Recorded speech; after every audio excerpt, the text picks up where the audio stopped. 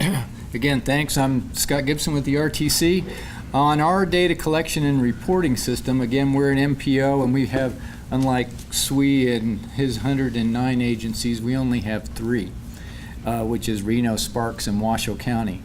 But and I mentioned also yesterday that we have our funding comes from a fuel tax, an index fuel tax that we implemented, and I'll talk about that a little bit more this afternoon when I get into more details of our agency. But when we got that, we took on the maintenance of all of the regional roads, which is about 1,500 lane miles of the 5,000 lane miles in our network. About a third of it, which are the higher volume collectors and arterials, are the regional. Generally, the rule of thumb is greater than an ADT of 5,000 qualifies it as a regional road. So each of our agencies, and so when we did that, we had to bring all of our agencies together and figure out how to get them to play with each other. Each of our agencies have their own pavement management system and have for 30 years. They've all used micropaver. And again, that comes from, as developed through the AAPWA and the Army Corps of Engineers standards. I started looking at, and annually I do a big data consolidation thing that we use to make some decisions on, and I'll talk about that a little bit more in a bit. But we recently got Street Saver and used that to evaluate all of the roads in the region and collect them all, so I can look at them from a pavement management perspective on a regional area. And this is kind of the Street Saver dashboard. One of the reasons we went with this is because it's also web-based.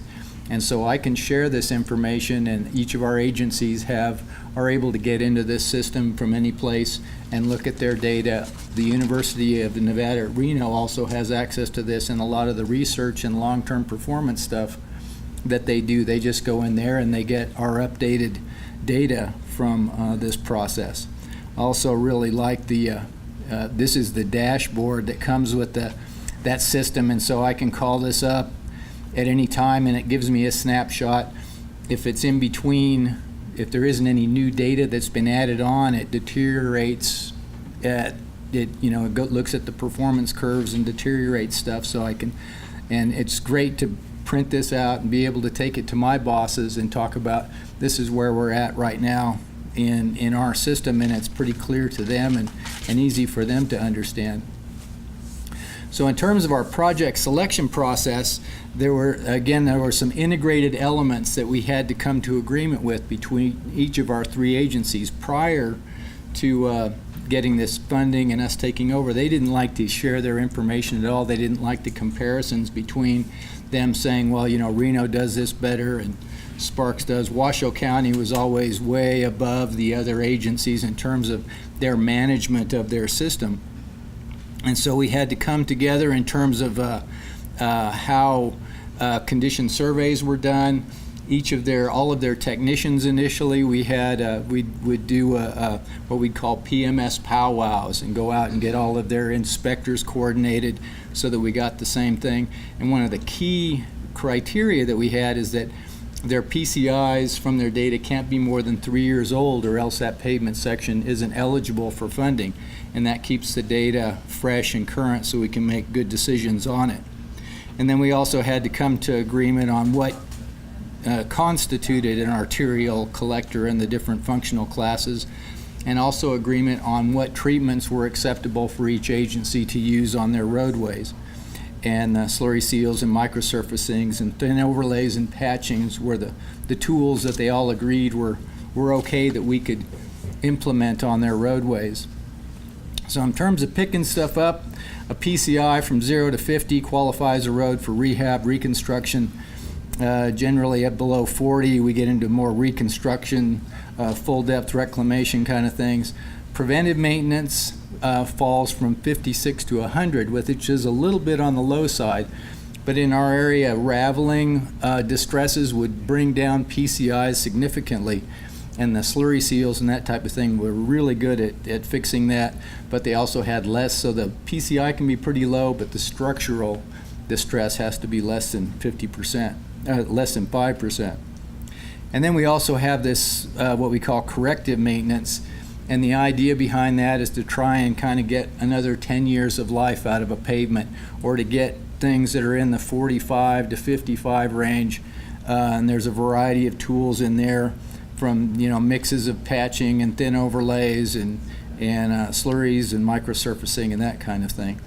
And so when we look at candidates in that range, then we get into looking at cost effectiveness specifically, and it's kind of driven why there's a pot of money for corrective, and we kind of let the agencies pick which roads are critical to them to be thrown into that pool.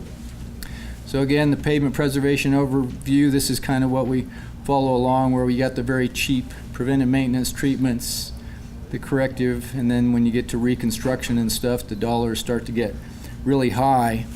One of the things that when the economic downturn happened, it hit our community really, really hard, and we lost a lot of contractors. Our boom was kind of a construction-based boom, and so when as most of the communities in the West have, but we were, again, one of the fastest growing communities in the fastest growing state. We'd often be in the top every once in a while, and so when we crashed really hard. The ERA funds that came from the feds was like $20 million for the whole state, and I think we put it on one bridge. But in our community, we had that because we'd indexed that fuel tax. For the first time, we bonded against that, and we had our own stimulus program, and where we bonded for $250 million, and to keep our contractors and to keep our local agencies employed. And we essentially fixed every road that had a PCI below 50 in our whole community. And so in 2008, we went from having 185 lane miles of lanes that were below 55 to 17 in 2011. We tripled our workload and kept a lot of things going. So, and one of the other, that 17, Reno kind of got screwed in that deal because they had a lot of sewer system work that needed to be done, and those funds would not pay for them to help them fix their sewer systems, and so those roads didn't get included in the mix, whereas the city of Sparks had all this new sewer system, and so we were able to fix all of their poor roads in that thing. But otherwise, that 17 might have even been smaller. So that put us in a position of having extremely good conditions throughout our network. And so, as I've said, on our regional network, we're like 88.4% good. Our PCI is in 87-ish or so. And so we've got, so most of our network, whereas these red bars, this is the, well, I'll say their name, it's the city of Petaluma, one of SWE's Bay Area communities, and they've been really struggling for a long time. Then they tried to get a sales tax passed, but half their roads are in poor condition. So they're in the $5 to $10 a square foot area. We're over here in the 16, 20 cents a square foot area for our whole network. And so it's so much cheaper to keep these roads in good condition than it is for these guys to dig out of this hole. And our community was in this position back in the late 80s. We had a mayor named Pothole Pete Sferrazza, and he deferred maintenance for several years, and then we had several bad winters in a row, and it blew the whole network apart. And it took, our community, they're beginning to forget it now, but for a while there, we got a lot of support for our pavement programs because they understood the importance of maintenance and that type of thing. So that's where we're at. Thank you very much.